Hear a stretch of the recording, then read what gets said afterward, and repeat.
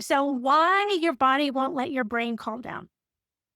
And it's not that your brain can't calm down, it's that your body isn't letting it, right? Your brain is responding to signals from your body. It's constantly interpreting signals coming from different systems and asking, is it safe to relax? And if those signals say to stay alert, your brain will stay alert, even when you're trying to relax. These signals come from the gut, from the nervous system, from the neuroendocrine system, and from raw nutrients that we consume. So first, we're going to start with the gut. This is one of the most powerful and most overlooked sources of the signals, which is the gut. And those signals are coming from your gut, are being driven by three main systems: your microbiome, your gut lining, and your immune activity. Your microbiome is made of 1,500 different microbes. It's actively shaping your brain chemistry, and it's constantly producing compounds that interact with your nervous system. This includes influencing GABA activity, your primary calming pathway, serotonin signaling, your emotional stability, and dopamine balance, focus, and mental clarity. Your microbiome doesn't just support calming signals, it can also amplify excitatory signals. So certain bacteria imbalances increase glutamate, which is your main excitatory neurotransmitter, and histamine, which is a compound that increases alertness and reactivity. Besides the fact, like when you get the red rashes or whatever, histamine plays a lot of roles. So instead of a balanced system, your brain is being pushed towards stimulation over calm, alertness over relaxation, and reactivity over stability. And your gut lining is designed to act as a barrier. It allows nutrients in and keeps potentially harmful substances out. But when that barrier becomes compromised due to inflammation, stress, toxins, or dysbiosis, it becomes more permeable. This allows compounds like lipopolysaccharides, bacteria fragments, and undigested food particles to enter the bloodstream. And on the last webinar, we go way more in depth into the microbiome if you didn't see it and you want to learn more about that. And LPS is not just a toxin, it's a danger signal to your immune system. And when your immune system detects LPS, it responds as if there's a bacterial threat, which triggers cytokine release, inflammatory signaling, and a shift into a defensive state. This LPS travels through the bloodstream and allows inflammatory signals to enter the brain through the blood-brain barrier. And there's a study in Norway that found that LPS is the most predictive biomarker of the presence and onset of anxiety, depression, and Alzheimer's. And then the amount of it dictates the severity. So I thought that was extremely fascinating. So leaky gut is real. Gut-derived endotoxins are found in the brain and the central nervous system. And LPS usually spike in circulation 4 to 5 hours after a high caloric and high fat meal. So this can cause one to feel emotional issues, mood crashes, fatigue, and brain fog. So imagine if you're not even allowing yourself 4 to 5 hours between meals, and every meal that you're eating is a high fat meal, you're just having that constant LPS spike. So here's some simple ways to support gut and brain signaling. You can start by improving the signals, or you can start by improving the signals coming from your gut by prioritizing protein at meals. That will support neurotransmitter production. Include fermented and targeted probiotic foods, which will support the beneficial bacteria. Add prebiotic fibers such as berries, kiwi, polyphenols. That feeds the right microbes. Reduce inflammatory inputs. Processed foods, excess sugar, and seed oils. Support digestion by slowing down, chewing well, and don't eat in a stressed state. Okay. I was a teacher for 25 years, and what do you do? What do teachers do? They have 25 minutes to shove food in their face while they're preparing the classroom for the next transition. Stay hydrated with minerals. That supports the gut lining and signaling, and avoid constant snacking. That allows gut motility and cleanup processes to occur. Number 2. So first we talked about the gut. Now we are going to talk about your body has a built-in survival response, and it can actually get stuck on. When your gut is imbalanced, those signals can shift towards stress, not calm. There's a cellular level response to stress called the cell danger response. And this is a protective state where your cells shift from growth, repair, and communication to defense, protection, and survival. And this response is helpful in the short term, but when it doesn't turn off, your system gets stuck in a chronic defensive state. And when your body is in a constant state of perceived threat, it keeps your nervous system activated even if there's no immediate danger. So to understand this, we need to look at your nervous system. The autonomic nervous system has two main branches: the sympathetic, fight or flight, alertness, stimulation, mobilization, survival mode, and the parasympathetic, the rest and digest, the calm, repair, digestion, and recovery. Your body is meant to move between these two states, but many people get stuck in the sympathetic dominance. And to understand this, we need to know about the HPA axis.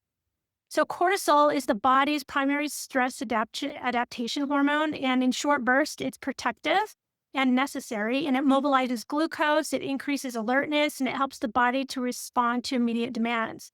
But cortisol is also a powerful regulator of metabolism, immune activity, and brain function, and the brain is one of its primary targets.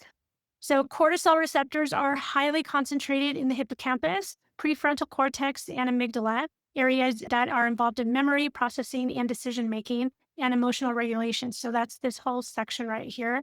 This is the hippocampus, and here's the amygdala. And these makes these regions particularly sensitive to long-term changes in stress signaling.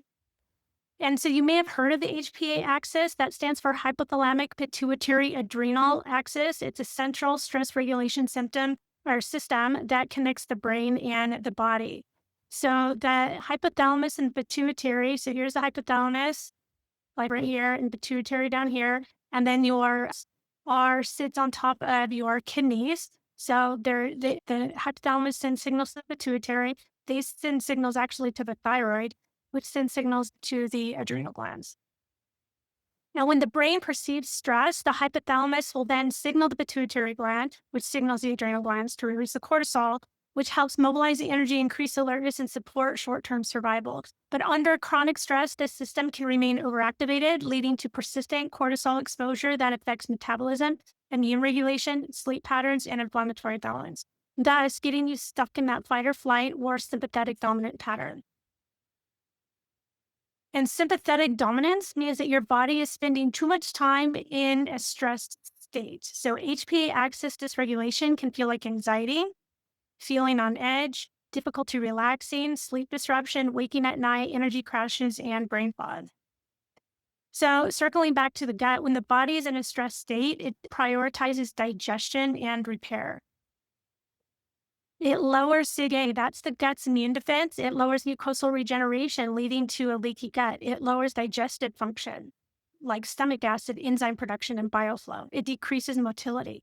It lowers immune tolerance and increases susceptibility to dysbiosis, which is microbial imbalance. In simple ways to support the nervous system regulation, you can start by sending your body signals of safety. Slow, controlled breathing. Long exhales activate the parasympathetic tone. So when you breathe in, that stimulates the sympathetic, but when you exhale, that stimulates parasympathetic, which you may have heard of techniques where maybe you breathe in for 4, count of 4, but you breathe out on the count of 8 or 10 because you want that parasympathetic to be longer. Getting outside, exposing your body to natural light and environment, and being barefoot so you can be grounded. Built-in moments of stillness, so not just constant stimulation. Sometimes you might have to put it on your calendar. Prioritize sleep consistency. That will stabilize the stress response system. Have a bedtime routine where you're going to bed about within half an hour. For me, at 9 to 9:30, I want to be going in bed because I know then it's going to take me time to do stuff and fall asleep. Gentle movement like walking and stretching or Tai Chi and all kinds over like high intensity type exercises. Reducing chronic inputs of stress, such as overwork, overstimulation, or constant noise. Sometimes you just have to reorganize your life to go, okay, what is really some sources of stress? Okay, number 3, your ability to feel calm is not just about what's happening, but it's about when it's happening. So your body runs on an internal clock, which is known as your circadian rhythm. And this clock regulates your sleep-wake cycle, hormone production, energy levels, brain function, and your nervous system states. One of the most important things it controls is the balance between cortisol and melatonin. Cortisol is the morning daytime hormone and increases alertness, it supports energy, it helps you focus and respond. Melatonin is for evening and night, and that promotes calm, prepares the brain for sleep, and support repair and recovery. And I do want to say something about melatonin. It is your It's your brain's number one detoxifier. So melatonin doesn't just make you sleepy, it actually helps detoxify the brain. So melatonin is really important. And when this rhythm is not working properly, you feel alert during the day, naturally calm at night, able to fall asleep and stay asleep. But when this rhythm is disrupted, your body loses the ability to shift states. Instead of high cortisol in the morning, low cortisol at night, you may have elevated cortisol at night, flattened cortisol during the day, which creates low energy when you need it and alertness when you don't. And this can feel like trouble falling asleep, waking in the middle of the night, tired but unable to relax, a second wind at night, racing mind, and an exhausted body. Melatonin is not just a sleep hormone. Again, like I mentioned, it supports the brain in repair and detox. It reduces inflammation, it protects the mitochondria, and it helps regulate the nervous system. When melatonin is low or mistimed, your body loses one of its most important tools for calm repair and detoxification. And what disrupts this rhythm? Chronic stress, inflammation, toxins and congested liver, blood sugar instability, poor light exposure, especially blue light at night. And that's a really big one. You need to be off your devices for an hour before you go to bed. And it should not even be in the same room.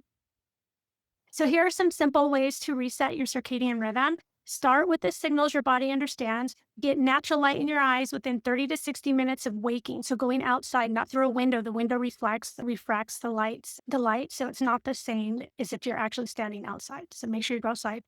Avoid bright and blue light at night. Like I said, keep a consistent sleep and wake time. Eat your first meal within a few hours of waking. Limit late night eating. So stop 2 to 3 hours before bed at least. And sometimes that's easy for me, and sometimes I really struggle with that. You want to make sure that your body has had a chance to work on digesting that before you go to bed. Reduce stimulation at night. So work, intense exercise, and scrolling, all of that you need to stop that at least an hour before you go to bed. And support darkness at night. So your body falls asleep as it lowers, temperature lowers. So you want to be in a cool, dark sleeping environment. Make sure that you don't have an LED street light like right outside, or you need to put better curtains on your window, like hotel curtains. Okay, number 4, even if your body wants to calm down, it needs the raw materials to do it. Calm is not just a state, it's a biochemical process, and that process depends on minerals, amino acids, from proteins, fats, and cellular energy. And if these are missing or imbalanced, your brain cannot fully shift into a calm state. So minerals are some of the most overlooked drivers of the nervous system regulation. Minerals help regulate nerve signaling, muscle relaxation, stress response, electrical activity in the brain. And key minerals involved in calm include magnesium, potassium, sodium, zinc, and trace minerals. Protein provides the building blocks of neurotransmitters. Amino acids from protein are required to make GABA, which is calming, serotonin for mood stability, and dopamine for focus and motivation. And if protein intake is low, which is a really big problem, especially for people who are aging, that's the time where you need the most protein, and those are the people who tend to get the least amount of protein. Or if your digestion is impaired, so you're not even digesting the protein into the amino acids, then your brain may not have the raw materials to produce these neurotransmitters. Healthy fats are essential for your cell membranes, which control what enters and exits the cell, how cells are transmitted, and how stable your cells are. The cell membrane is made out of fat. And when the membranes are unstable, signaling becomes dysregulated, which can lead to too much calcium entering the cell, which is a big problem for anxiety and anxiousness and people on the spectrum, overactivation of neurons, and heightened stress response. So what are some things driving these threat signals? Okay, we have infections and toxins. We're actually going to focus on toxins. Toxins can be considered the sand in your signaling systems: chemical, heavy metals, plastics, mold toxins, pesticides, fragrance, solvents, oxidized oil, right? So your system can't calm down if the drain is still clogging. Toxins disrupt cellular signaling. Certain toxins like heavy metals, pesticides, some plastics can interfere with how your cells communicate. They disrupt nerve signaling, mitochondrial function, and communication between systems, making it harder for your body to regulate stress. Toxins mimic or distort stress signals. Some chemicals act like false signals in the body. They can activate stress pathways. They can increase excitatory signals or block normal calming signals. There are many chemicals will act like estrogen. So they're called estrogen mimicking chemicals. And then that also it contributes to like that visceral fat or weight gain around the stomach. And then it keeps your system in a more alert, responsive state. Toxins impair detox and increase the internal load. So toxins affect how your body processes and clears stressors. They can slow detox pathways, increase oxidative stress, burden the liver and cells, leading to prolonged exposure to inflammatory and stress signals. The body can manage small exposures, but when the toxin load exceeds your body's ability to process and eliminate them, then the signaling is disrupted, the stress pathways stay activated, and the system has a harder time settling. So symptoms will result when your bathtub fills up. So we all have a proverbial bathtub of holding toxins throughout our life. And we have a drain and we have a faucet, and the faucet is the toxins coming in and the drain would be going out. What we want is that drain to be open and full draining. And we want the faucets to be not on, or is on as little as possible, at least not on more of a force than it's draining. And the problem is that children nowadays, because we talk about neurodevelopment problems, the children nowadays are born with a very full bathtub.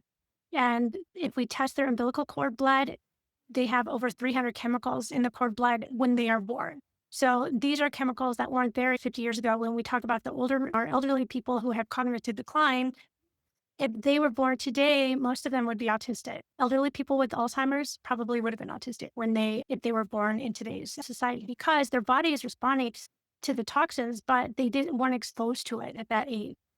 And then when more serious symptoms and autoimmunity result when that bathtub overflows. So we get to that point where, so let's say a child has a full bathtub and has the vaccine, and then that's the last straw and everything overflows. Then we have the autoimmunity, and autoimmunity is really hard to clean up.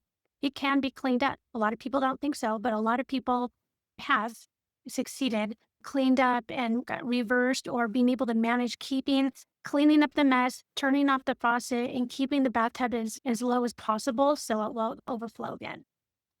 So everybody just tries to mop the floor instead of opening the drain and turning off the faucet, and that's what symptom relief care is.